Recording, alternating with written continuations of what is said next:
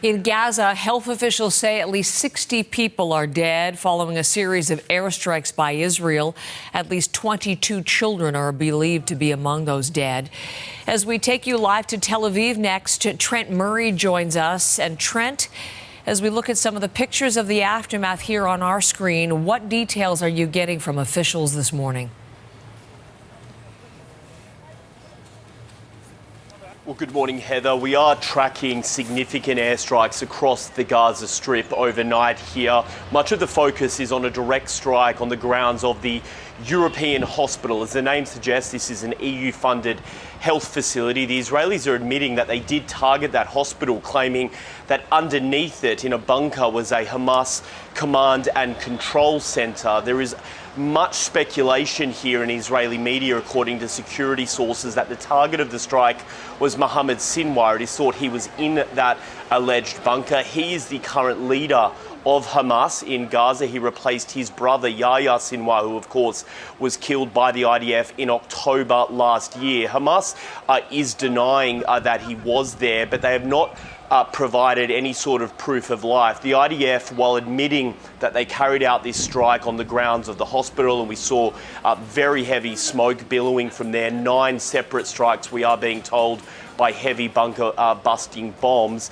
They have not officially claimed responsibility yet for targeting him specifically, but in the past hour or so, we are hearing that there have been additional airstrikes there, according to Palestinian media, as a method of trying to keep rescuers away. A bulldozer was reportedly struck. In many ways, it is reminiscent of what we saw in Beirut last year when the Hezbollah leader Hassan Nasrallah was targeted. Not only were bunker busting bombs used there, but then the IDF spent several hours preventing rescuers from trying to get to those blocked entrances. So we are keeping a very close eye on all of this. Undoubtedly, this will be a high-value target for the Israelis, but it will then again throw up some of those ethical questions around the sort of combatant to civilian ratios that are being used here for these types of high-tempo military operations where, as you say, civilians continue to get caught in the crossfire.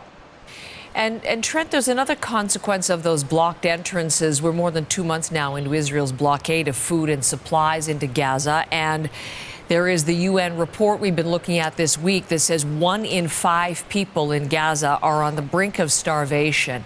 It is a worsening crisis. What's the latest assessment of that situation? Yeah, roughly 500,000 people at risk of starvation, according to the UN. We've been hearing multiple reports of dwindling supplies since March 2nd, when Israel implemented that blockade. All 25 bakeries, for example, operated by the World Food Programme, have been shuttered for weeks now because they say they can't get flour to make bread. In a fairly strongly worded and frank assessment by the UN Relief Chief Tom Fletcher to the UN Security Council, he says that there is a real risk now of famine being implemented across the Gaza Strip, and has called on world powers to step in. Let's have a listen to what the UN Relief Chief told the UN. Israel is deliberately and unashamedly imposing inhumane conditions on civilians in the occupied Palestinian territory. For more than 10 weeks, nothing has entered Gaza. No food, medicine, water, or tents. And international pressure, Heather, continues to build over the worsening humanitarian picture. Overnight, French President Emmanuel Macron, in an interview with TF1 in France, described what Benjamin Netanyahu is doing with this blockade as being shameful. And he said he will be speaking to EU counterparts about whether there's a path forward here for some sort of additional sanctions on Israel unless they lift this blockade soon. Heather. Trent, thank you very much. Trent Murray reporting live in Tel Aviv this morning.